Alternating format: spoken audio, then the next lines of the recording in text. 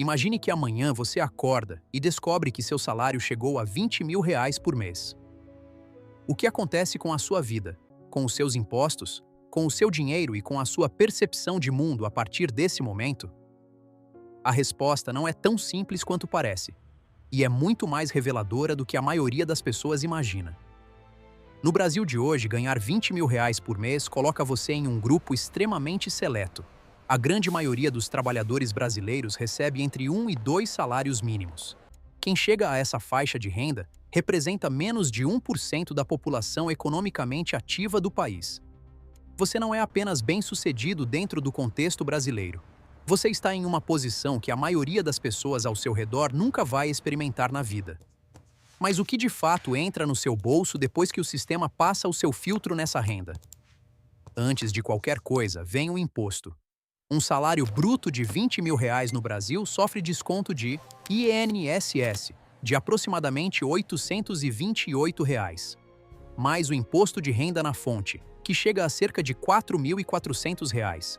Somando tudo, você perde mais de R$ 5.200 só na folha de pagamento. Seu salário líquido real fica em torno de R$ 14.700 por mês. Você ganha 20, mas leva para casa 14 e pouco. E aqui está um dos paradoxos mais perturbadores do sistema tributário brasileiro. Estudos recentes mostram que quem recebe em torno de R$ 20.000 mensais paga a maior alíquota efetiva de imposto de renda de toda a tabela brasileira. Mais do que milionários. Mais do que quem fatura R$ 90.000 por mês. Mais do que grandes empresários que vivem de dividendos. A faixa entre 15 e 20 salários mínimos, que é exatamente onde está esse salário, registrou a maior carga tributária efetiva do país nos últimos anos. Por que isso acontece? Porque os verdadeiramente ricos não vivem de salário. Eles vivem de lucros, de dividendos, de rendimentos que são isentos ou tributados de forma muito mais branda no Brasil.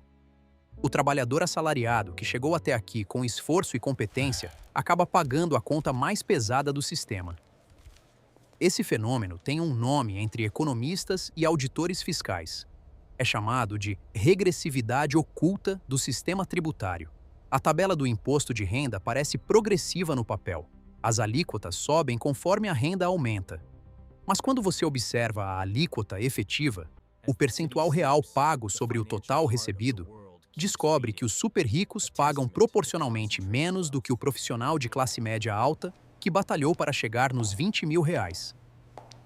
O Sindifisco, entidade que representa os auditores da Receita Federal, já confirmou publicamente que essa alíquota máxima foi migrando para faixas de renda cada vez menores ao longo dos anos, penalizando quem trabalha e ganha bem, mas não tem acesso às estruturas de planejamento tributário dos verdadeiramente ricos.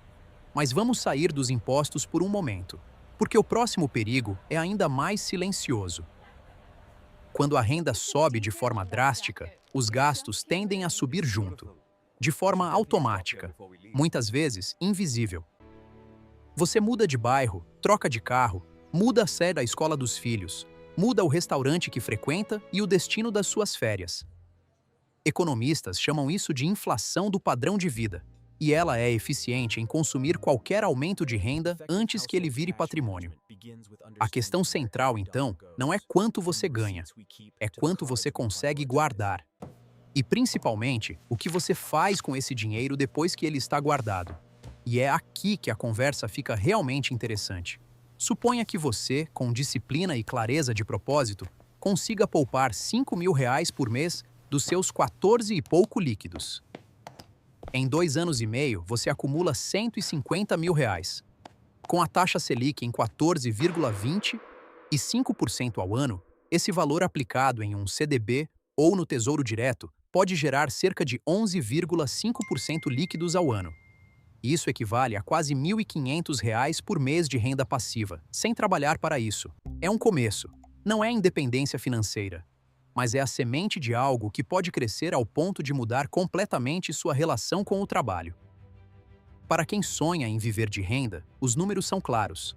Para gerar R$ 20.000 por mês em renda passiva com investimentos em renda fixa, atrelados à Selic, Você precisaria de um patrimônio de aproximadamente 2.100.000 reais investidos.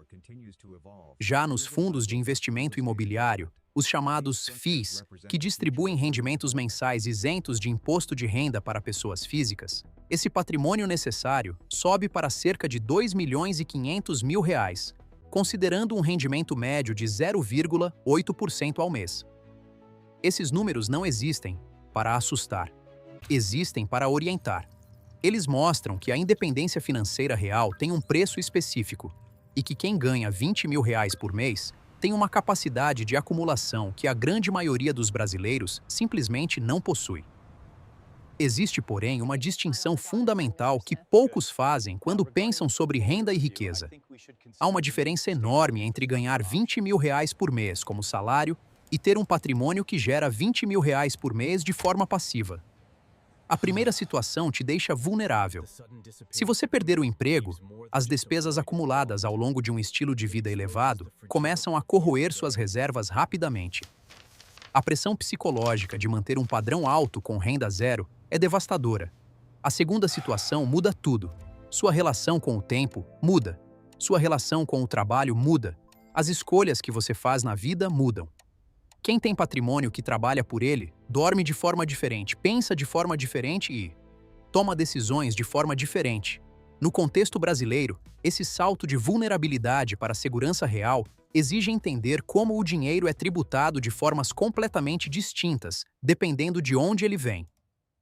Dividendos de empresas, rendimentos de FIIs para pessoas físicas, lucros distribuídos por certas estruturas jurídicas, tudo isso chega ao bolso com regras tributárias muito diferentes do contra-cheque mensal.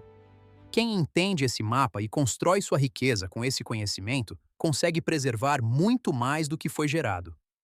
Quem ignora essa realidade pode passar décadas ganhando bem e continuar trabalhando por necessidade até os 65 anos. E aqui, chegamos a uma conexão que vai muito além do Brasil. Esse mesmo mecanismo acontece nas maiores economias do mundo. Nos Estados Unidos, na Europa, nos países emergentes da Ásia. Em todo lugar onde há sistemas financeiros consolidados, os rendimentos do capital são tributados de forma mais favorável do que os rendimentos do trabalho. É uma característica estrutural do capitalismo moderno. Não é um acidente, é uma escolha. E ela favorece sistematicamente quem já tem patrimônio acumulado em detrimento de quem ainda está construindo o seu. O trabalhador, em qualquer lugar do planeta, carrega um peso tributário que o investidor não carrega da mesma forma. Isso significa que o caminho de quem ganha bem, mas não tem patrimônio, é, em certa medida, nadar contra uma corrente global. O sistema foi desenhado ao longo de décadas de política tributária e lobby financeiro para beneficiar o capital sobre o trabalho. Compreender isso não é motivo para desânimo, é um ponto de partida. Porque quem entende as regras do jogo consegue jogar melhor dentro delas.